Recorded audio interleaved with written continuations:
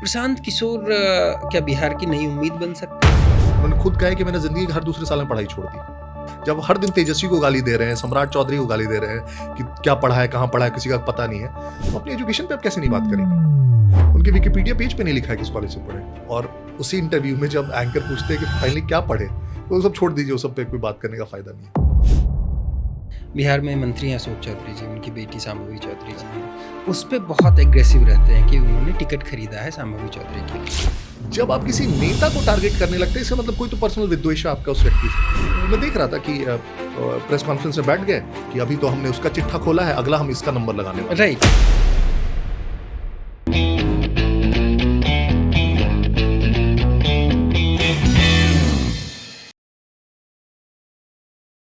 प्रशांत किशोर क्या बिहार की नई उम्मीद बन सकते हैं आपकी नज़र में? जो वो कर रहे हैं, विच इज घूमना उन्होंने शुरू किया, पदयात्रा, लोगों से बात करना शुरू किया, जो उनके भाषण के क्लिपिंग्स या वीडियोस हमने देखे हैं, सही मुद्दों पे वो बात कर रहे हैं, शिक्षा पे, स्वास्थ्य पे, पलायन पे, ये सारी चीज़ें अप्रिशिएट करने लायक है जी। इस पे there are no two ways. Plus एक नया व्यक्ति कभी भी राजनीति में आए तो उसको प्रोत्साहित करना चाहिए, मुझे लगता है। क्यों, ऐसा क्यों लगता है? सबसे बड़ी जो इंडियन पॉलिटिक्स की प्रॉब्लम है वो यही है कि इसमें एनफ एंड एबल लोग नहीं आ रहे। नहीं यार, तो कोई भी किसी भी पार्टी में ना नया व्यक्ति अगर आए पॉलिटिक्स में, तो मुझे तो लगता है उसको बहुत उसकी हिम्मत बढ़ानी चाहिए। बिल्कुल। क्योंकि ऐसी बेचारे जो 10 आते हैं उसमें 9 वापस लौट जाते हैं हतोत्साहित होकर। मैं देखता हूँ हर दिन ये। तो वो एक तो हमारे पास स्ट्रक्चर्स हैं ही नहीं कि हम नए लोगों को इनवाइट करके एक तरह से एक रास्ते के थ्रू लाके इंडक्ट कर पाए पार्टी में। जी। एक जो मेहनत करके बंदा खुद आ रहा है उसको तो कम से कम सपोर्ट कीजिए। तो वापस प्रशांत किशोर जी पे हाँ। आते हैं, तो वो जो बात कर रहे हैं शिक्षा, स्वास्थ्य, पलायन, सही बात कर रहे हैं, उसमें कोई इस चीज़ को निगेट नहीं कर सकता है। बट जैसे बात कर रहे हैं, बहुत ही सोची समझी रणनीति के थ्रू आगे बढ़ रहे हैं, एक ही बात बार बार कर रहे हैं सो दैट पब्लिक मेमोरी में वो ऊपर रहे। दिन में अगर वो 4 बार स्पीच देंगे तो चारों जगह सेम स्पीच देते हैं। सोशल मीडिया कैंपेन इतना एग्रेसिव है कि मतलब there is no question about that.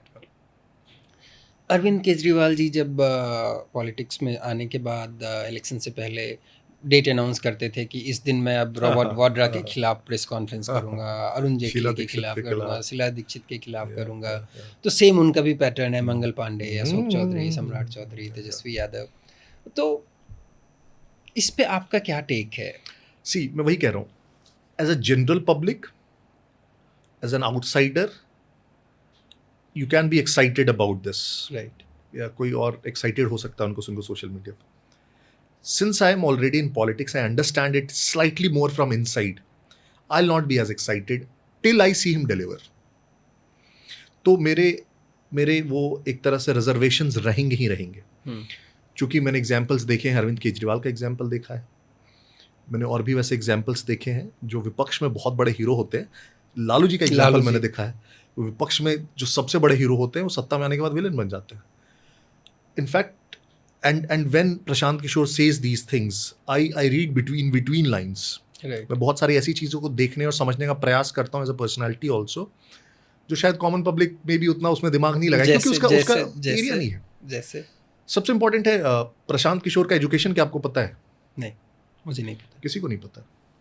आप अपनी टीम को बिठा दीजिए, आज पूरा दिन दे दीजिए और मुझे बता दीजिए उनका एजुकेशनल क्वालिफिकेशन। जबकि नैरेटिव क्या है?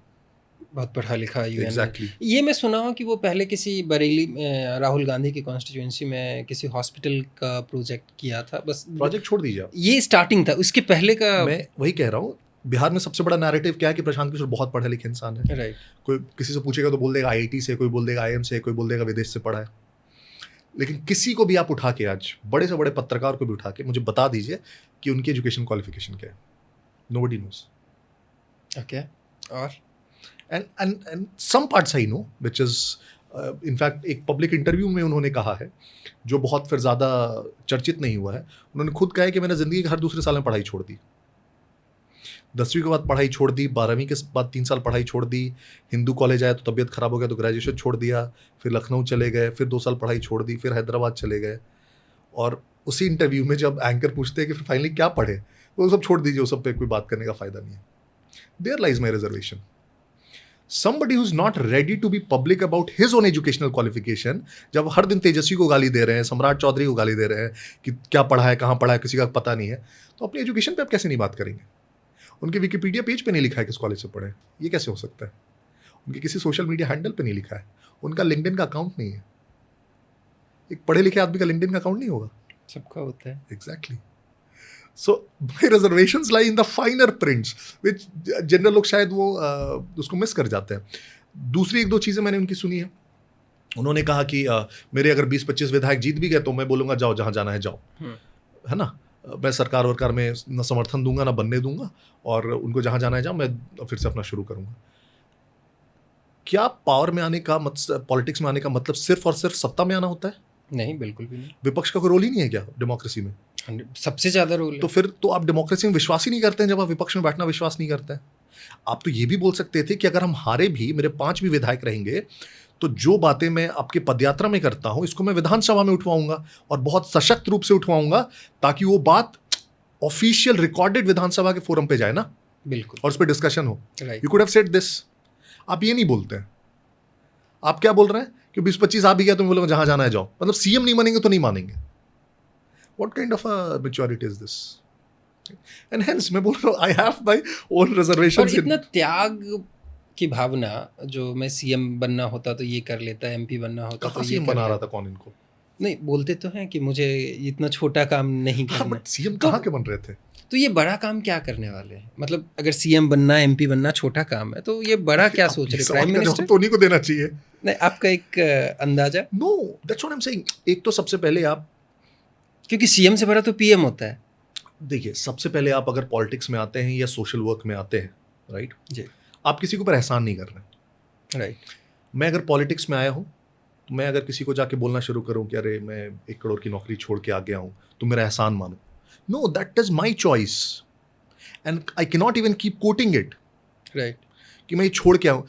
वो बोलेगा तुम मेरे लिए थोड़ी छोड़ के आए हो, तुम्हारा कुछ इंटरेंसिक होगा, तुम्हें शायद पैसा नहीं चाहिए होगा, तुम्हें इनर सेटिस्फैक्शन चाहिए होगा, so that is your calling, right. तो अब मैं कल ये त्याग की भावना दिखाने लगूँ कि नहीं मैं तो आप लोगों के लिए सब छोड़ छाड़ के आ गया, दैट्स रॉन्ग।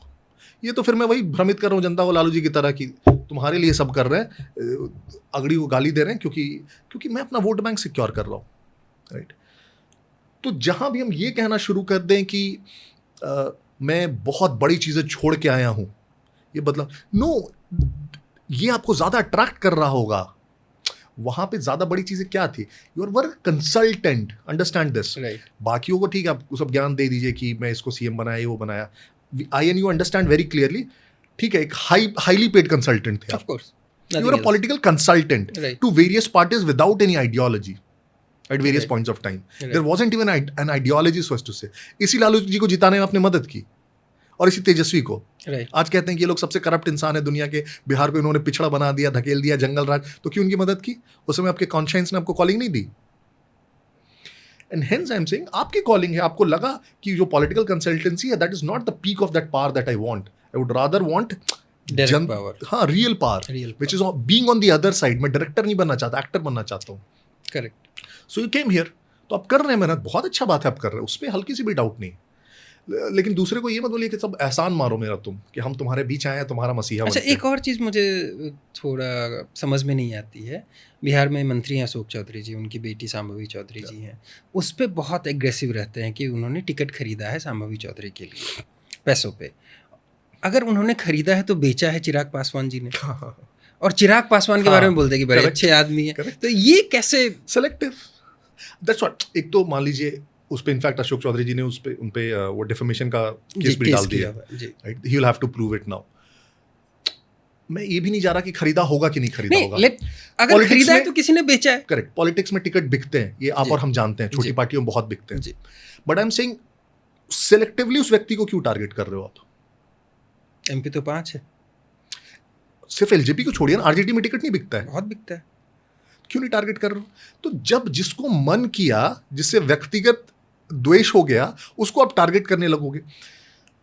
आप मुद्दों को आपको टारगेट करना चाहिए कभी भी जी।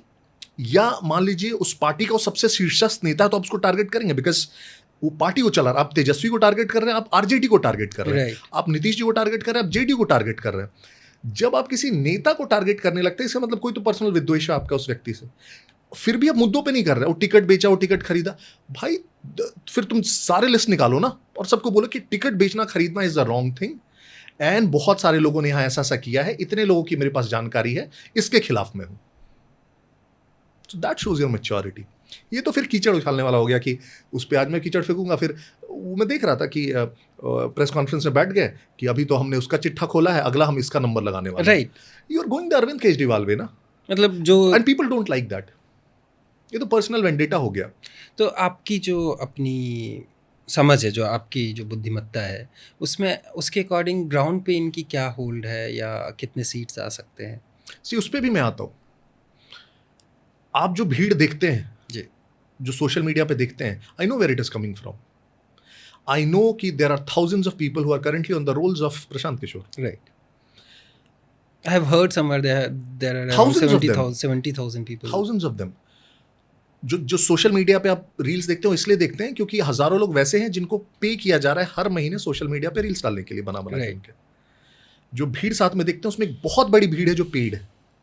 फिर से मैं वो पूरी चीज को मैं डिस्क्रेडिट नहीं कर रहा हूँ, मैं ये नहीं कह रहा हूँ, अंडरस्टैंड। मैं दोनों साइड से उसको देख रहा हूँ। वो जो भीड़ आ रही है, जो पॉपुलैरिटी है, मैं उसको भी डिस्क्रेडिट नहीं कर रहा हूँ। बहुत सारे लोग सपोर्ट कर रहे हैं, उनके साथ जा रहे हैं, उम्मीद जगी है। वो वोट प्रतिशत भी लाएंगे। मेरा असेसमेंट है कि 5% वोट उनका कहीं नहीं गया है, बिल्कुल लाएंगे, शायद उससे ज्यादा भी थोड़ा बहुत लेते हैं। तो अगर वो 5% लाते हैं तो नुकसान बीजेपी एनडीए का ज्यादा होगा या आरजेडी का? अभी बहुत डिफिकल्ट टू क्वांटिफाई है क्योंकि अभी तक ना वो फॉर्म नहीं हुआ है पूरा नैरेटिव उनका, या एक जो वोटिंग ब्लॉक बोलते हैं ना, वो अभी तक फॉर्म नहीं हुआ है कि वो किसकी पार्टी है। किस अलग अलग वोटिंग ब्लॉक्स हो सकते हैं, कास्ट हो सकता है, जेंडर हो सकता है, एज ग्रुप हो सकता है, तो अभी तक वो फॉर्मलाइज नहीं हुआ है कि who are the exact kind of block that is supporting him. Geography हो सकता है, तो वो भी अभी फॉर्मलाइज नहीं हुआ है। वो मे बी थोड़ा क्लोजर टू इलेक्शंस होगा जब वो टिकट बांटेंगे, किस तरह के लोग हैं, कहाँ के लोग हैं, तो वो एक तरह से नेचुरल फिर नैरेटिव बनेगा कि ये इनका वोटिंग ब्लॉक है। तो अनलेस दैट हैपेंस, बड़ा डिफिकल्ट है अभी प्रेडिक्ट करना मेरे हिसाब से। तो आपकी नज़र में एक सिग्निफिकेंट रोल प्ले कर सकते हैं? हाँ, कोई 5% वोट ला रहा है तो सिग्निफिकेंट है। It's significant in first बिल्कुल, election if they are yeah. getting 5% vote. Yes.